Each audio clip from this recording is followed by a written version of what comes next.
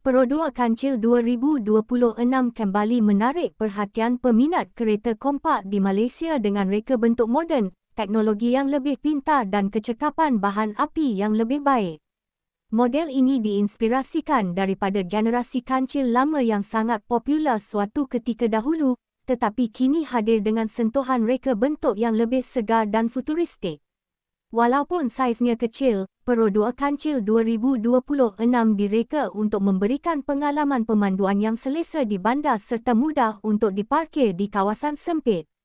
Dari segi reka bentuk luaran, Perodua Kancil 2026 menampilkan lampu hadapan LED yang tajam dan moden, bersama grill depan yang lebih sporty. Bahagian bumper hadapan kelihatan lebih aerodinamik dan memberikan imej yang lebih dinamik kepada kereta kompak ini. Di bahagian belakang pula, lampu LED yang direka kemas menjadikan kereta ini nampak lebih premium walaupun berada dalam kategori kereta bajet. Saiz rim yang kecil tetapi bergaya menjadikannya sesuai untuk pemanduan harian terutamanya di kawasan bandar yang sibuk seperti Kuala Lumpur, Johor Bahru dan Penang. Masuk ke bahagian dalaman, kabin Perodua Kancil 2026 direka dengan konsep minimalis tetapi praktikal. Ruang tempat duduk cukup selesa untuk 4 orang penumpang dengan ruang kaki yang agak baik untuk kereta kompak.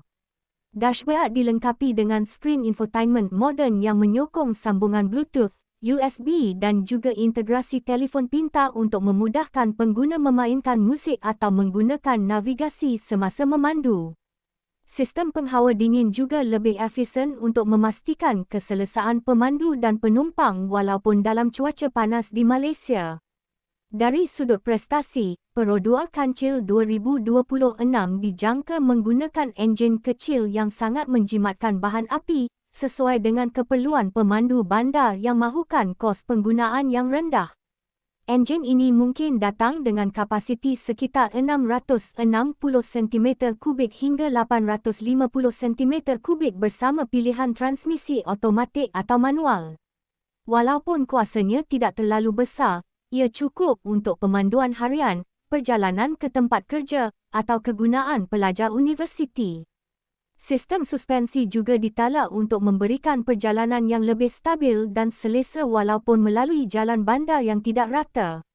Ciri keselamatan juga menjadi fokus utama dalam model terbaru ini.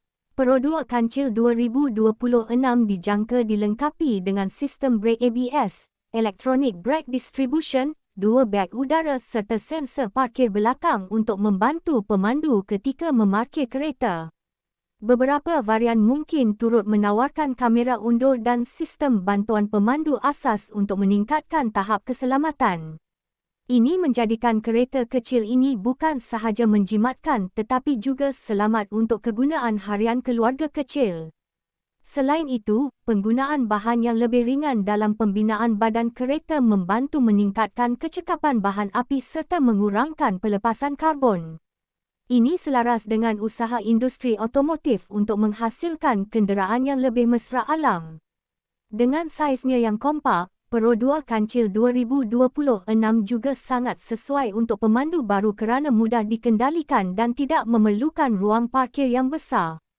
Dari segi harga, model ini dijangka berada dalam kategori mampu milik, menjadikannya pilihan menarik bagi pembeli kereta pertama di Malaysia. Ramai peminat otomotif menjangkakan model ini boleh menjadi salah satu kereta kompak paling popular sekiranya ia benar-benar dilancarkan dengan spesifikasi yang menarik dan harga yang kompetitif.